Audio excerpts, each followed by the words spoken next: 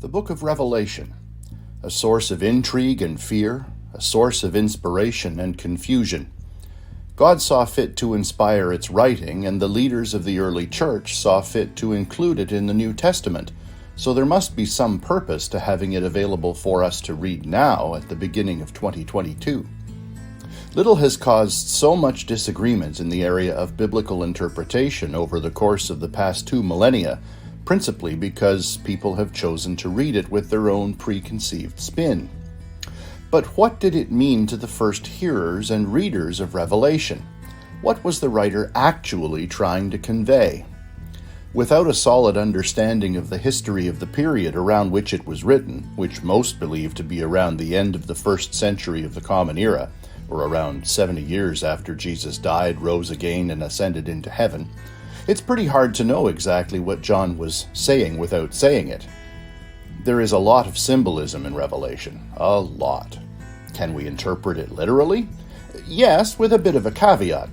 We do well to understand it in the literal context in which it was written, and to understand it in its literary context. Revelation was written in a style that we call apocalyptic. It was a common style of the period. Even the Jewish people have apocalyptic writings from that time, such as the book called 1st Enoch. The word apocalyptic literally means revelation or unveiling, and it is most commonly associated with writing that foretells the end of time.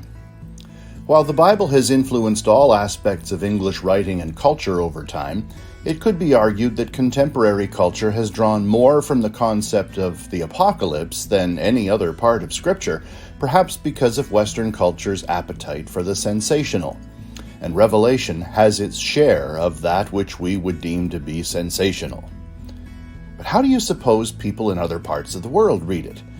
It could be argued that many followers of Christ in non-Western nations read it with a sense of hope and expectation because they have experienced more persecution than we in the West have ever known. Western Christians, especially in the United States, are more inclined to read it in light of current events. This largely developed because of the work of C.I. Scofield, whose Scofield Reference Bible became a very popular interpretive tool for many conservative believers in the U.S., and this, of course, has spilled into Canada, and to a lesser extent other parts of the world where U.S. influence has been strong. But it's important to remember that Scofield's notes are barely more than 100 years old. Prior to that time, there were other ways of interpreting the book of Revelation, ways that are still popular among many Christians, though they get decidedly less press because they are less sensational. Reading Revelation requires the use of imagination. Perhaps this is why so many artists have depicted scenes from Revelation in their paintings. But what was God's intention in giving Revelation as a gift to the church?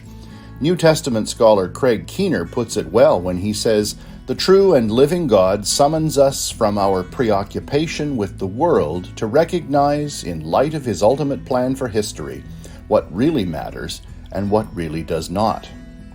This was as true for the first readers and hearers of Revelation as it is today. Predictions have been made and revised countless times based on Revelation. All manner of groups and interpreters have used it to predict the end of the world over and over again, but here we are.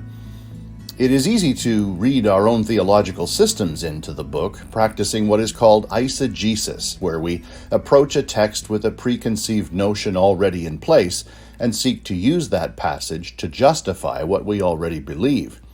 Instead, God invites us to approach the text without any agenda but to hear from Him, to be inspired to worship and praise, and to serve Him with greater faithfulness. So what is the message of Revelation? In broad strokes, we can think of it this way.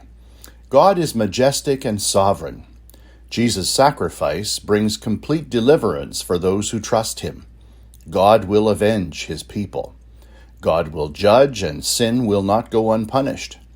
God can and will accomplish His purposes with a small remnant of faithful people.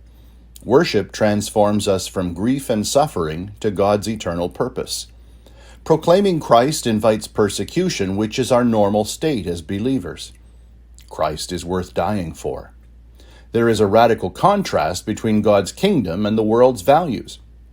God's promised hope is greater than all our suffering, and God's plan and His church will include representation of all peoples. In this series, we will look at the seemingly spectacular as well as the pedantically pedestrian aspects of the book of Revelation. Join us as we learn and grow in faith and readiness for the suffering God's people have experienced and will experience, and for the promised glory and hope that belong to all believers.